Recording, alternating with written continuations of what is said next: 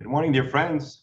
It's Thursday, the 19th of August, the 11th of Elul, Yud Aleph Elul. We're studying the entire Talmud, one page, one line at a time. It's on the camera, I'm not sure what it is.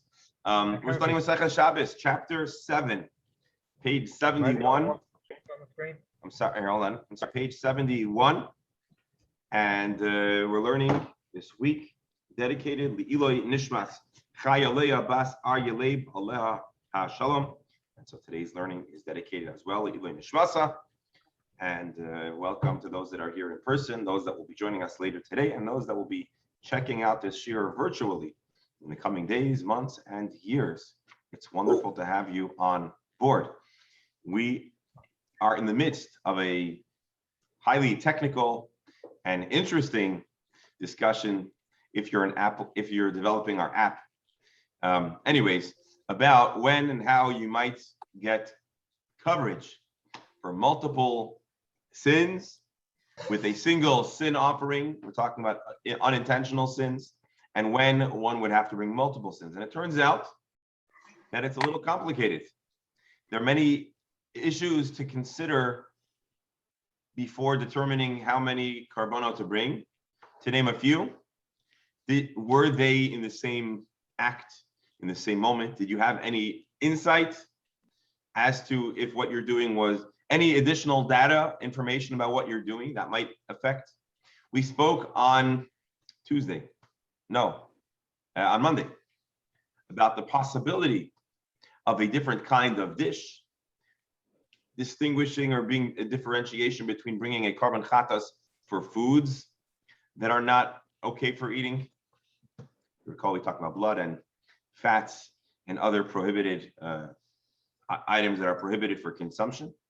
Not quite conventional kosher as we know it, but very important as well. Well, blood is something that was, and actually they are important. It's just not the first thing that comes to mind when a person is pondering keeping kosher.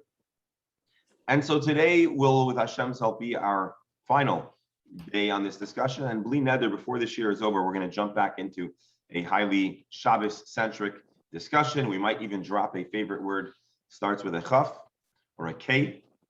You'll never guess what I'm talking about. Dr. Hammer knows where I'm going. So let's jump in, and hopefully we'll get to that part before the end of the day. Rabbi. Good morning, Reb Beryl. How are you? Welcome on board. Rabbi? Yes. Okay. Could we dedicate the learning to a friend of mine who just had surgery in California? Let's certainly mention his name in addition to this week's learning dedicated. Dober ben Chana HaKoyen. My dear friends, let's have in mind, Dober ben Chana HaKoyen should have a refuah shlemo krema, complete speedy recovery from the surgery, be restored to good health among all of Klal Yisrael. Also mention, while we're throwing in different things to add, let's add that today is Beryl Schusterman. He's not on the Gemara here, but he's a good member of the show, a dear friend, member of the show. He's celebrating his birthday, and tonight and tomorrow, Mark's wife, Barbara, will be observing yard site for Yitzchak ben Moshe. Yitzchak ben Moshe. That's her father.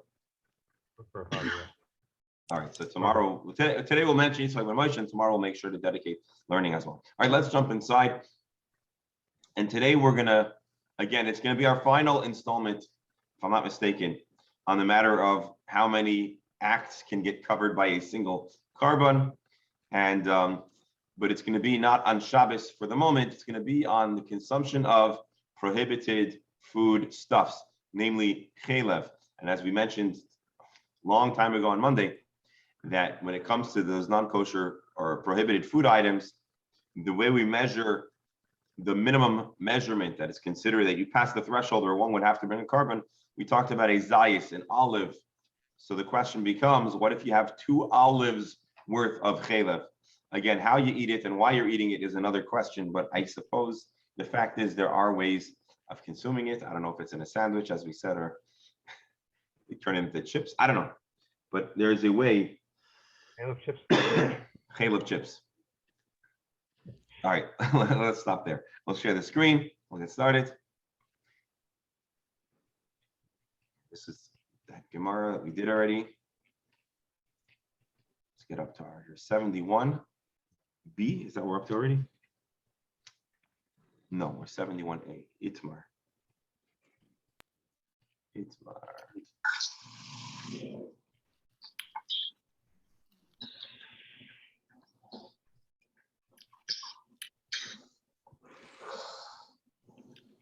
Rabbi, quick question, Yes.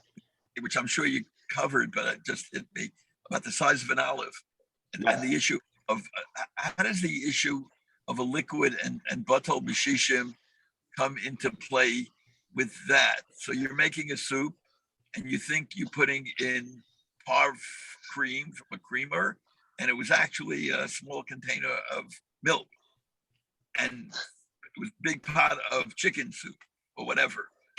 How does? But no, it could be. It was a tray. Forget about the whatever was in there was tray for whatever reason. It's In a other words, good. an olive, a solid. You're saying how does, assuming that what we're talking about is a liquid or can become liquefied, how do the laws of bittul apply? Do me a favor, allow me to punt on this for now, just because it's a little bit intricate. I don't want to get it wrong. Okay. Maybe we'll take a glance in the Rambam after class or whatever, and we'll take a peek at how we can look it up. But it's a good question. Good question. I just don't want to say the wrong answer, so I want to hold off for now. Shkayach. All right, let's take a look. Itmar. We're going to be reintroduced to two of our favorite Bali or Bari Plukta, two famous debate partners and Chavrutot. We've talked about the origin story earlier on in our Gemara journey. And of course, I'm talking about Rabbi Yochanan and Reish Lakish. You see them a lot. Itmar. There is a machlokes on the following matter. It's going to sound familiar, but let's read carefully and we'll see it's different than what we've talked about.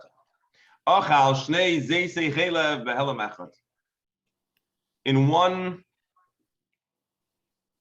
unaware state, a person consumed, or Rabbi Steinsaltz says, a lapse of awareness, meaning behelam, he didn't realize that this was problematic. However, that occurred, and he consumed 2 olives worth of prohibited chela, prohibited fat.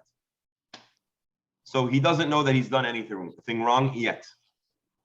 And then he finds out, he gets a phone call. He went out to eat with his friend, and they went to a restaurant, and they had whatever, the appetizers and the main course. And then they went home and they got a call from the restaurant. I'm so sorry to tell you, we thought we were serving you whatever, but the appetizer was really chelev. So now what do? A Jew ate something unintentionally.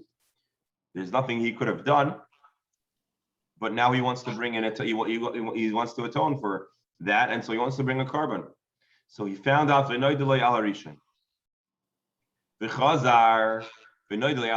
then a few minutes later he gets another phone call from the restaurant. We're so sorry. Somehow the entree also had a whole kezayis of chelev. He had 2 olive worth of chelev. Let's see Rashi for a moment. Rashi is going to alert us to a conversation that we're going to see in a moment, but it's good to have in mind now. Later on, the Gemara is going to ask, what are the exact circumstances of this awareness? Are we talking about that he got the call from the restaurant and he right away set aside an animal that's going to be the karban chatas, and then he found out about the next one? Or he simply knew, but he never said it designated a karban?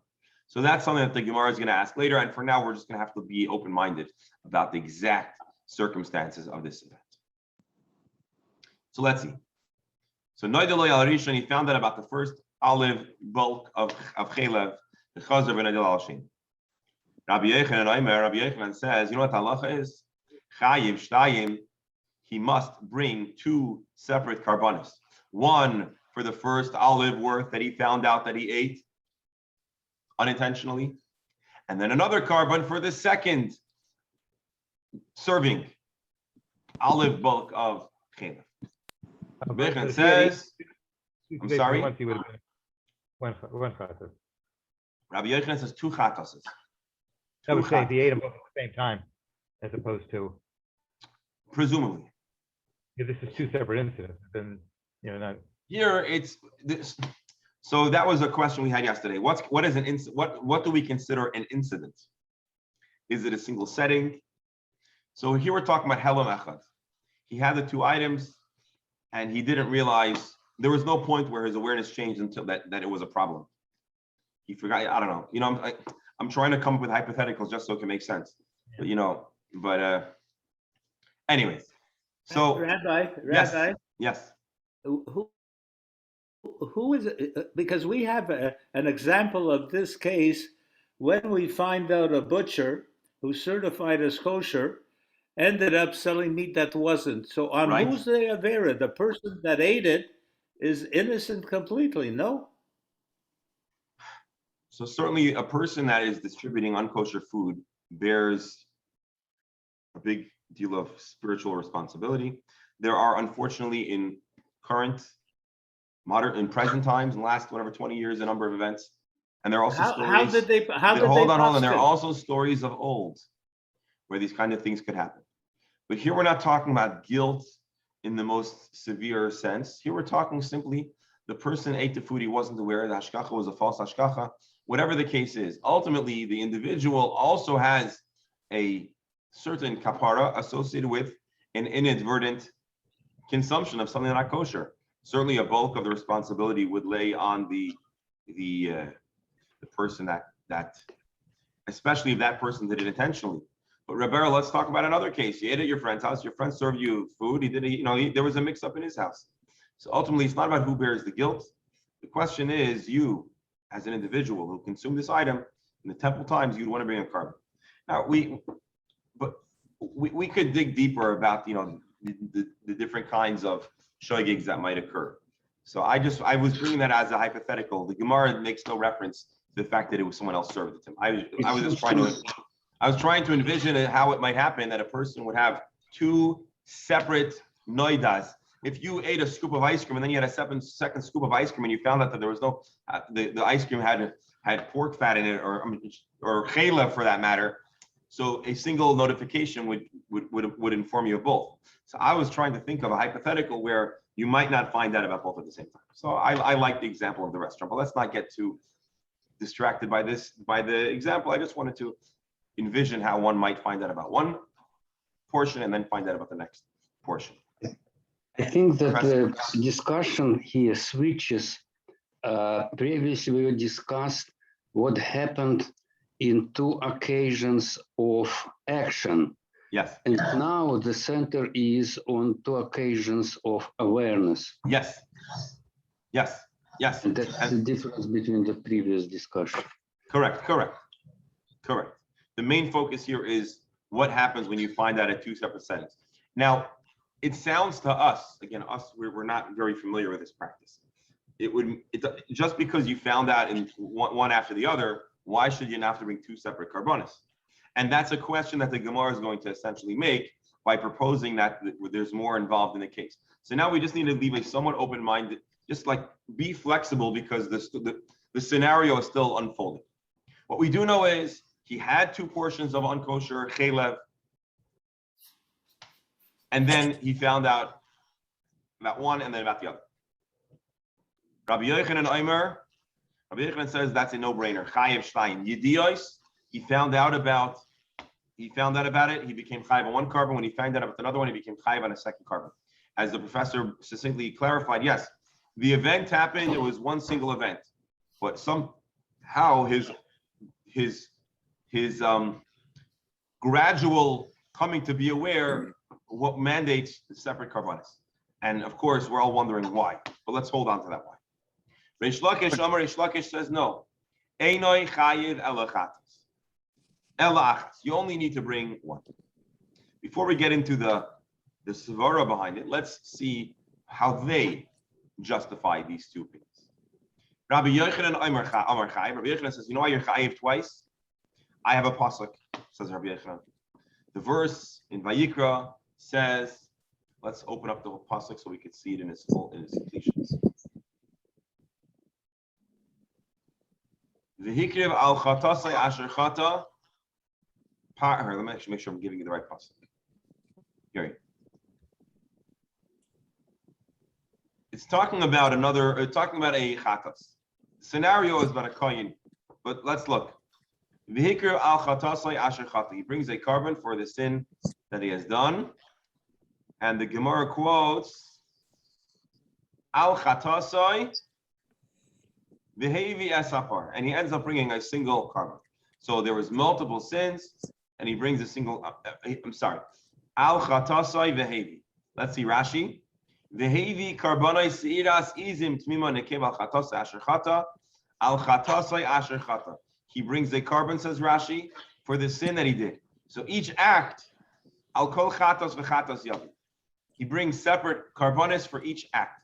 So Rabbi Yochanan says the verse uncovers for us a fact. Forget the why for a moment. The verse reveals to us a fact that there are multiple carbonis that need to be brought. Why?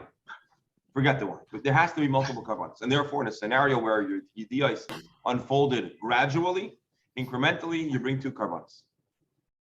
Shlakish Aimer Potter. Shlakish says, no, I read a different pasuk, or a different part of the pasuk that says, Mechatasai v'nislach Rashi.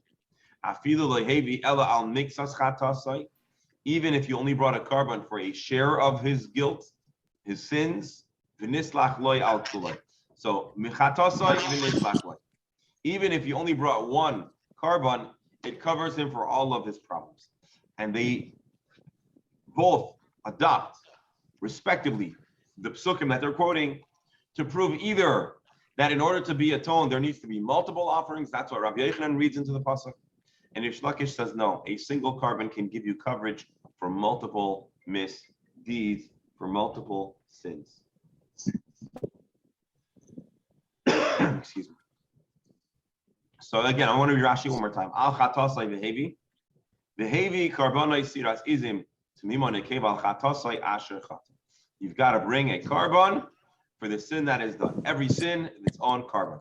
Each kezayis, in a sense, is a separate setting of sin, a separate setting of prohibited food, and therefore there are multiple carbonis. This is the record of these two great sages of the Gemara and their disagreement on how many carbonis are brought in a scenario where a person ate two portions, two servings, and only came to become aware of one, and then became aware of the other. Now I want to read this Rashi again. This is the Rashi that's going to give us the heads up. I didn't want to confuse you, but now I want to read it. Now we'll get the two ways of reading the text that we just studied. Come on, boy. The Gemara later on asks, is Rabbi Yochanan saying that when do you bring two carbonis?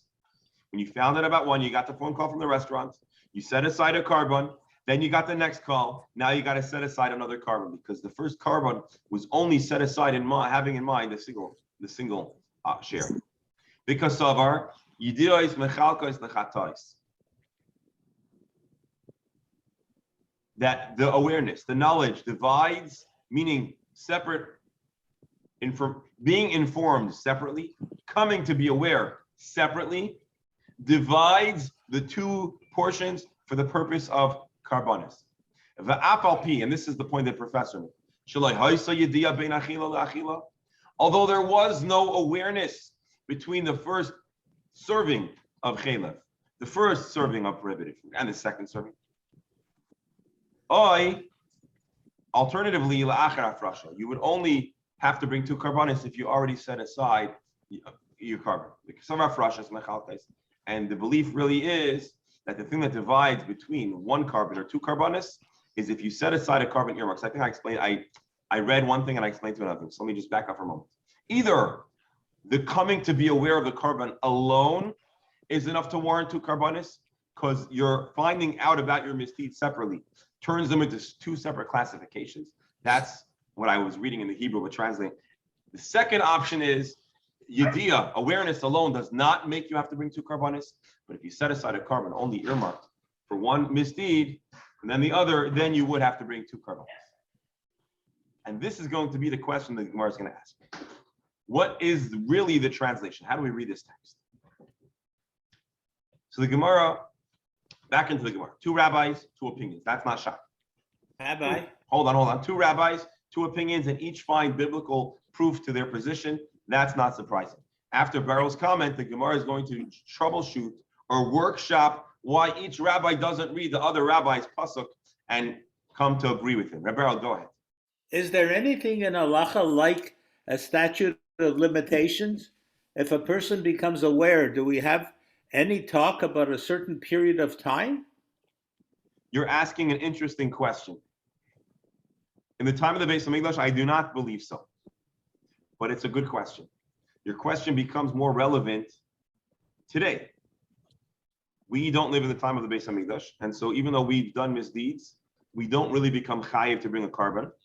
So the question is, the Beis Hamikdash will be built b'mheira b'yameinu mamash, speedily, or I should say b'mheira b'yameinu amen.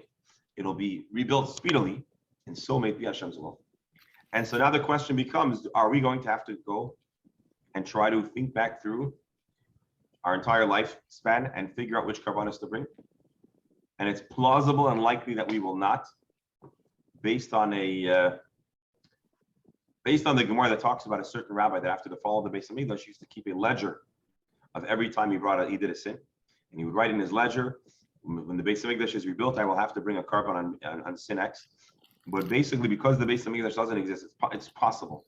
Not going into the full subject, which is interesting, but it's possible that we might have a statute of limitation. But in the time of the Beis Hamikdash, I don't believe that is the case, but I may stand corrected. But I believe that one would have to bring a carbon whenever they became aware or informed,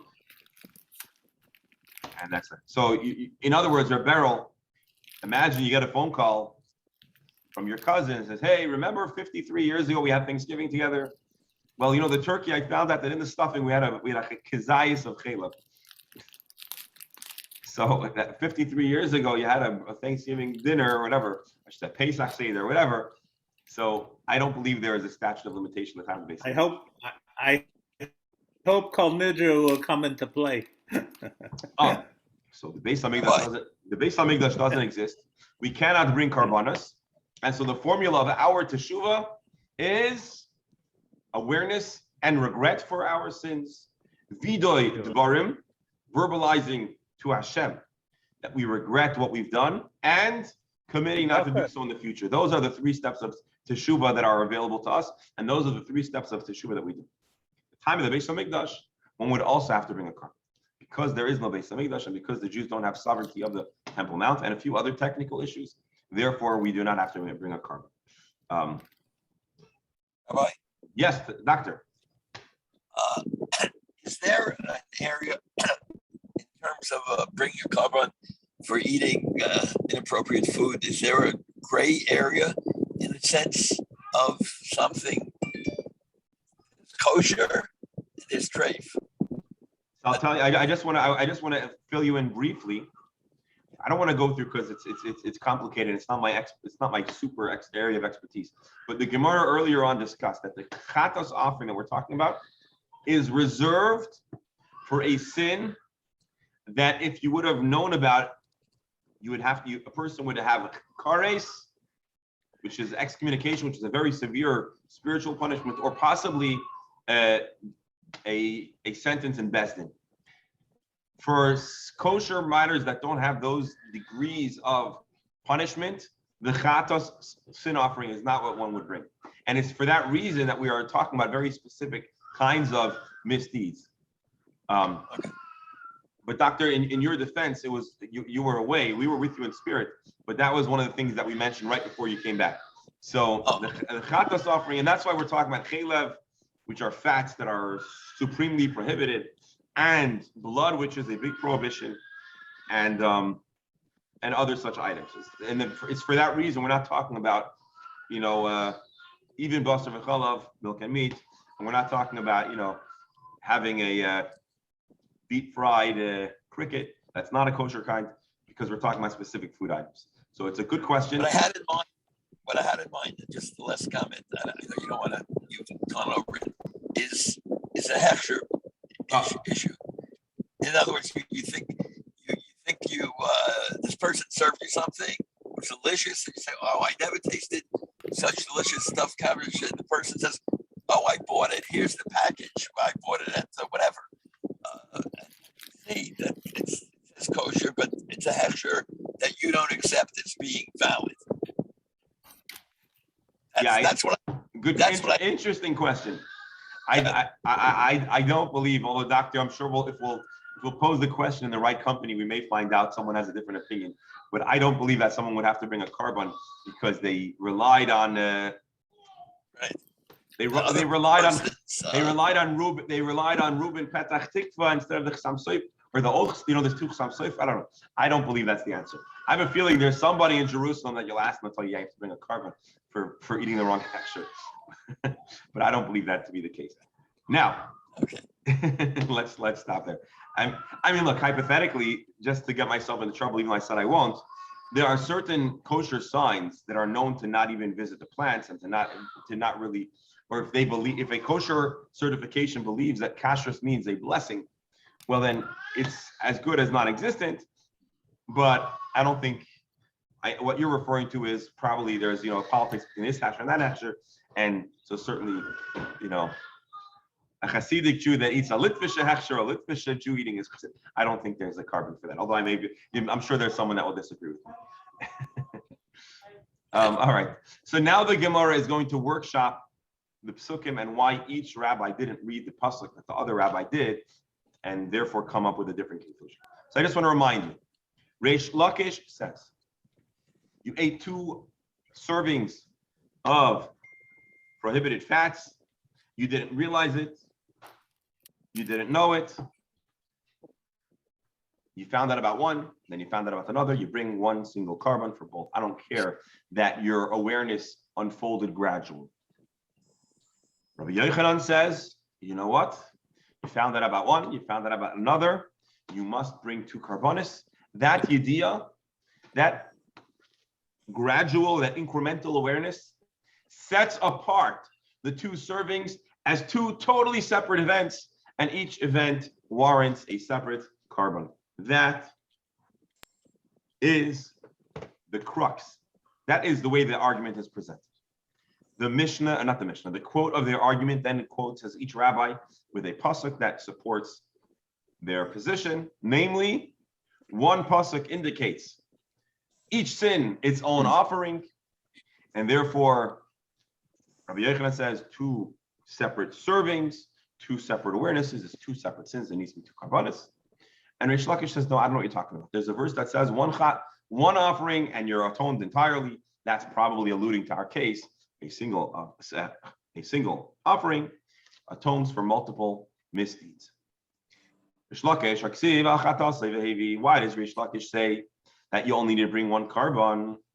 Isn't there this pasuk that indicates that you need to bring multiple carbon? You need to bring a carbon for each sin. So the Gemara answers, what Reish Lakish would respond to the pasuk of Rabbi Yochanan? Hahu la'achar kapar. This would be if you already brought a carbon, and then you found out about another sin. Certainly, then you would need to bring 2 carbonis. Then each sin gets its own atonement. But Reish Lakish would say, if I didn't yet bring the carbon, it was a single setting, it was the same food, 1 carbon. Well, Rabbi Yochanan Nami. Now let's visit Rabbi Yochanan. Why doesn't he adopt the pasuk that Reish Lakish brings? Haksiv mechatasai v'nislach loi. That 1 carbon can cover many sins. Hachav ma'askin, and this is a unique scenario. He had chaylev ice cream, and he had 1.5 olives worth. 1 olive triggered the benchmark for a carbon.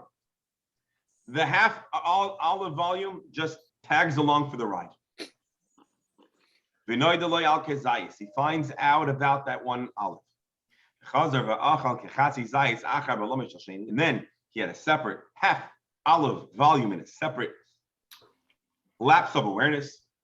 Maybe the half olive worth of the chaylev ice cream from the first setting and the half volume of the second setting should combine. Kamash Malan, here we find that there is a case, there is a hypothetical that although there's 2 half olives that should combine, they don't combine, and 1 carbon gives you coverage for all of them. That is Rabbi Yochanan's interesting hypothetical where mechatasai v'nislach loi 1 carbon could atone for additional stuff. Rashi. Kiva the haichatzi zayis and zayis kama. Shayich Basar Yediya Kamaisa, being that the half olive volume, the first one, and the second half volume, Hava Ki'ilu Noideloi Al Hakol. It's as if he already initially was informed about all of that stuff. You have a Maisi carbon, have a Mechaper Badei, Beloishum Yedia, the Pachs of Shili Chashav, Amal Zayis, Kizayis, Lemechaper Leyedia, Hilkach Hiloyis, Yadali Badei, Elazachar Yedias Machakas. Anyways, although the first half volume is apart from the olive volume, there is a hypothetical that they should combine. Rabbi Yochanan says here we're not going to make them. Anyways, that's what he does with the pasuk. Amar le Ravina le Ravashi. Now is the question that we read about in Rashi. Ravina asked Rashi, what really are we talking about? Is Yadale Koydem Afrasha Pligi? Was it that he found out about the volume? He found out about the first serving, and then he found out about the second serving before he set aside a carbon. Ubaha Pligi, and this is the area of their disagreement. Rabbi Yochanan says, as soon as you find out about a sin, it sets it apart from the other thing. And then Rish Lakish would say, no, as long as no carbon has been set aside, it's considered one single lapse of judgment. Maybe Rabbi Rish Lakish would agree that if a carbon was already set aside, you need to set aside a second carbon for your second misdeed. That's one way of understanding it. That Rabbi Yochanan says even if you didn't set aside a carbon, you still need to bring two carbonis. Alternatively, the whole machlokes can be read as follows: the whole argument is that he found out and he set aside a carbon. This is their argument. Rabbi Yochanan says as soon as you set aside a carbon, we'll talk about our app. You hit the button, you ordered a carbon. It's designated for you. It's waiting for you when you come to Yerushalayim. Mar Savar Kaparis Mechalkais. Rish Lakish says, I don't care if you set aside a carbon until the carbon is brought. If other things come to light in the same setting, they could all be part of the same carbon. Maybe if no carbon was set aside, even Rabbi Yochanan would agree that one carbon would cover them all. Alternatively, or maybe they're arguing about all the scenarios. In other words, we know that they're arguing. We don't know the conditions of their argument. Is it that he became aware? Is it that he brought a carbon? Or is it some kind of variation? That's the Gemara's question. Amarle, Rav Ashi answers Ravina's question. Ravina's question was, what is the exact condition of the circumstance of the machlokes? And Rav Ashi answers, Mistabra, bein bazu machlokes. It makes sense that Reish Lakish says you always only need to bring one carbon. Even if you already set aside a carbon, as long as it hasn't been brought to the Beis HaMikdash, that single carbon covers both servings of chelev, that's prohibited, but you didn't know about it. And Rabbi Yochanan, conversely, says you always need to bring two carbonis. As long as you found out with yediyah, with awareness, or if you set aside a carbon, you're going to always need to bring two carbonis. That's the opinion of Rabbi Yochanan. So that's what Rav Ashi answers. They're arguing their opinions are quite polarized. If the whole argument is only before an animal has been set aside for a carbon, if you think that after an offering is set aside, Rish Lakish agrees you need to bring two carbonis. Once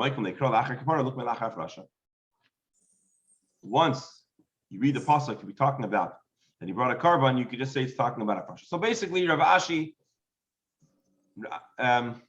has a reasoning. I want to go through this fast. I want to get to the next Gemara. But basically, that's how Rav Ashi understands it. And if the argument is only after a carbon has been set aside,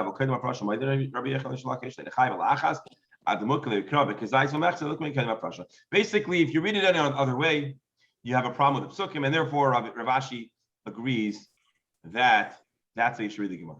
But the Gemara pushes back. And Ravina says, no, the Dilma Sufukim is Safkaru. maybe what's really happening here is that Rabbi Yochanan and Rish Lakish, hold on. Maybe Rabbi Yochanan and Rish Lakish had a suffix.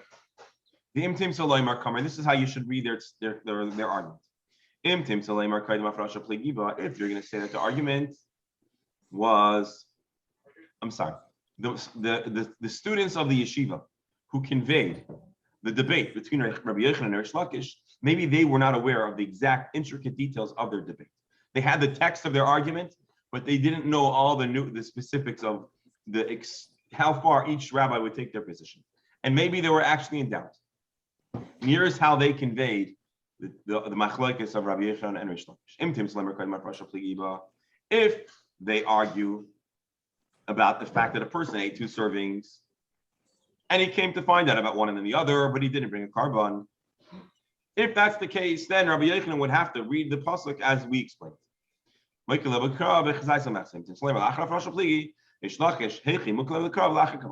basically, the Gemara, Rabbi Ashi, based on the psukim presented, thinks that he has a conclusive explanation of the argument, that it was polarized. But Ravina says, no, maybe the whole way that the rabbis debate and try to defend each position was hedging their bets. It was an imtim saloimar. Period. My friends, this is the end of this argument about the chatos. We have the opinion of Rabbi Yochanan, we have the opinion of Rish Lakish, and it feels like we've left it a little bit in a question mark as to how to explain this debate. Now, let's peek very briefly in the Rambam.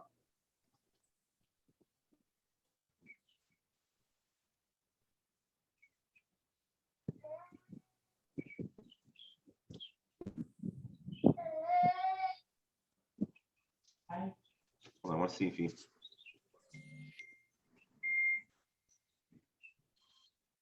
Let's read the Rambam briefly. Let's see if he gives us any clarity in how he paskins. A person ate a number of servings of a certain kind of prohibited food, in a single lapse of awareness.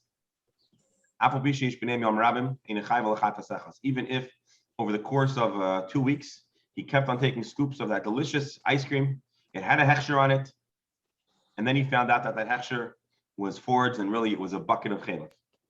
I don't know. He would bring he still bring only 1 carbon. He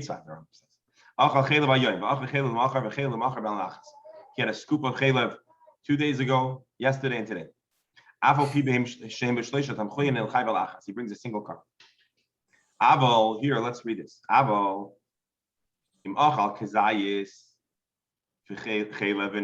if he ate a kizayis, and then he found out that was chaylev. And then he ate a second serving. He found that out. So here, the idea was not like the professor explained. After the fact, here the idea is after the sin, he found that it was a mistake, and then he ate another serving also with a mistake. Now he actually has to bring a separate carbon for each setting because he came to be aware of his misdeed between the first serving and the second serving. That sets apart the 2 servings, and now he has to bring a carbon. Again, the Rambam is not just summarizing our Gemara, he's summarizing the past 2 Gemaras, adding his halachic opinion.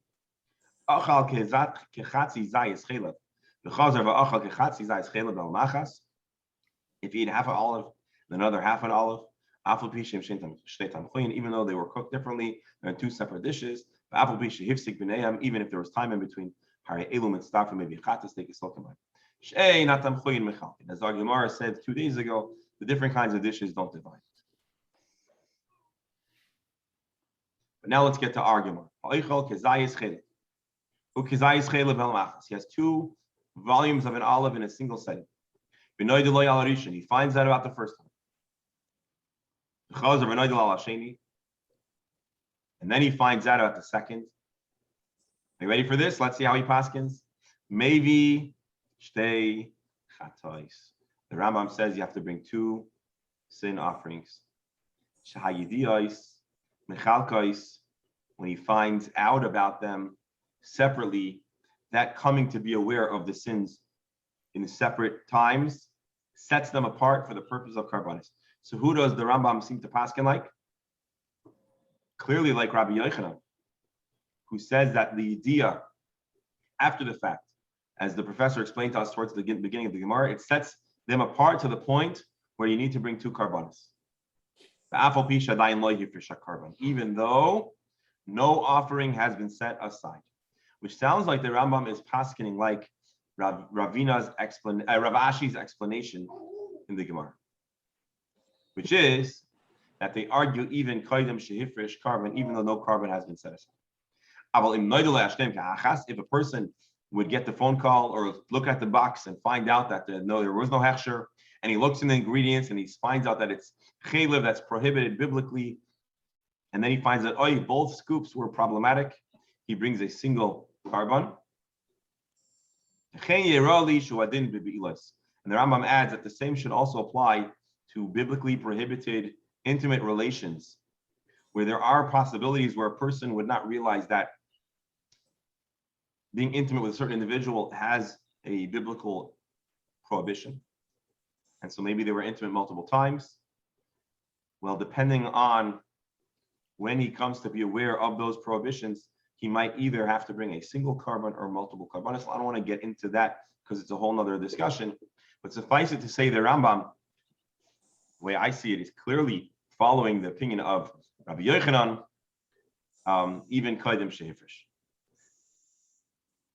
In other words, when a person becomes alerted to the fact that they ate something unkosher, not unkosher, they alerted that they ate something on this high degree that a person would have to bring a carbon, the moment he finds out about a specific thing, he already has to set aside a carbon, and it separates the atonement, and now he needs to bring 2 atonements. Again, a little bit of an abstract matter, a little harder for us to relate to, perhaps because today we don't have a Beis Hamikdash, with Hashem's help, we'll build a Beis Hamikdash, and we'll be ahead of the curve, and we'll be able to, again, devise our application to help figure it all out. I'm actually going to do something I don't like to do, but I do on occasion. We're going to temporarily skip this next Gemara because I promised you that we'll see about Shabbos, and we'll come back to it tomorrow. Bli nether. Just going to skip a few lines.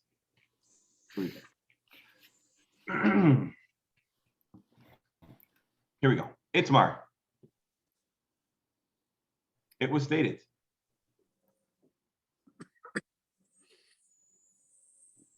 Niskaven lagbias atolish. A person was sitting in his backyard and he meant to pick up a plant that's not attached to the ground. It was already detached, it was already severed before Shabbos, which is permissible. There's no prohibition to pick up a carrot that's out of the ground on Shabbos.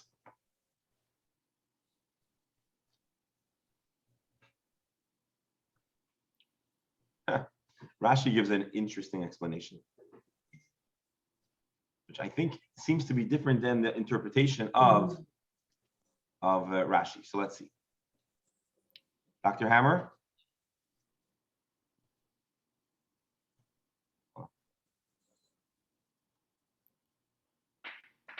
Dr. Hammer? You think it's easy to find a doctor? It's not easy. You know, this Gemara is for him, so that's why I hope he's on and hears us. Okay. I lost you for 2 minutes. And I just, okay, good. I got a little nervous because this is the Gemara that we promised you, so I don't want to. Go ahead. All right, Itzmar. We learned there's a machlokes in the following subject. Niskaven like bias atolosh, a person intended to pick up something that is not attached to the ground. And he ends up cutting something that is attached to the ground in a way that one is prohibited from removing, because on Shabbos you're not allowed to cut or harvest or pluck a plant off the ground or off the tree. That's a biblical classification of Shabbos malacha, of prohibited work on Shabbos. But your intention was just to lift up something that was already detached. That's entirely permissible. I should note that we are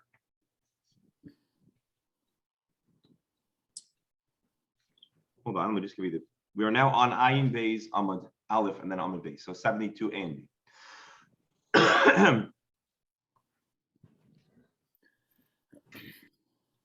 And this might help us also enrich our understanding of the definition of shoygig. Again, iskaven like biasatol. She intended to pick up something that is not attached to the ground. Rashi. I have a feeling there's some scholarship that goes into understanding why Rashi chooses to explain the Gemara the way it is. For example, you dropped a knife in an area where you're in your garden, and you bent down and you were reaching for your knife to pick it up. And instead of picking up your knife, you plucked out something that was connected to the ground. Rashi. You cut off something that's attached to the ground. The Pasuk says that you need to atone for something that you sinned with. In the Gemara, it talks about the different things that weren't, or the Mishnah rather, it talks about things that weren't kares. We exclude penalty if you were engaged in a certain act and inadvertently you did another act. Okay, good. Also, davar zeh. And a shoygig is, hold on, let's read this Rashi. Shoygig echidami, what is a shoygig? When does a person commit an act of a shoygig unintentional? He actually meant to pluck something from the ground. Of a shogag, this savar she'ein hayoim Shabbos. His mistake was that he forgot that today was Shabbos. Or he thought that a specific act is permitted. This guy was simply picking something off the ground. He was entirely not considering doing harvesting or cutting. And so Rashi explains that this scenario is actually even less severe. A person is even more removed from prohibition than even a shoygig. As Rashi explains, shoygig is you knew what you were doing, but you didn't realize it was a problem. But here, you didn't even intend to do the act you did. You bent down, and you picked up the wrong thing. And so, all right, Gemara. He intends to pick up something that's entirely detached from the ground. And he ends up cutting off something that is attached. He doesn't have to bring a chatos. He doesn't have to bring an offering that is brought for a shoygig. Why? Because this is not even considered a shoygig. This is totally out of his, we don't even consider him liable in any way. So Rebberal, hold your question, but your question essentially was, is there a point where a person could do an act unintentionally that's so unintentional that it's not even classified as a shoygig? And here we have an example. Let's hold off to see if your instance would get the same treatment. Now, what happens if the mistake was a little different? Your intention was to cut something that was already detached from the ground. And then you ended up cutting something that is attached to the ground. So in the first scenario, you are lifting something up. You were lifting up your knife. In the process of lifting up your knife, you ended up cutting something off the ground, off the tree. So all you were doing is picking up. The fact that something else happened along the way is totally out of your mind. Here, you're doing the act of cutting. You just cut something you didn't intend to cut. Rava Amar Pater. Rava says this is similar to our previous scenario, entirely removed from being a shoygig to the point where you don't even need to bring a carbon. Abaya Amar Abaya says no. Here you are chayiv. Why? Rav Amar Pater. Rava says you're pater from bringing a carbon. In your mind, you were doing a permitted chopping. Your mind, you were doing something that's entirely acceptable and Jewish and kosher and lichatchila. You could do this. And therefore, Rava says, this is not a shoygig. A shoygig is you had in your mind to do an act that's prohibited with the mistaken notion that it's permitted. Here, if all you were doing is what you had in your mind, then you're 100% Shabbos compliant. Abaya disagrees. Abaya Amar Chai. Abaya says you're Chai. Why? Your intention was to chop something. You needed a cucumber. You needed a. See, maybe the carrot was a wrong example because carrots are entirely in the ground. But something on a vine, a cucumber. I don't know. You were going to chop a piece of a cucumber that was on the ground, that was detached, and you ended up chopping a cucumber that was attached to the ground. So, being that in your mind you wanted to do an act, and that act is what you did, and what you did is prohibited. Therefore, according to Abaya, you are chayiv. Let's read some Rashis for additional insight.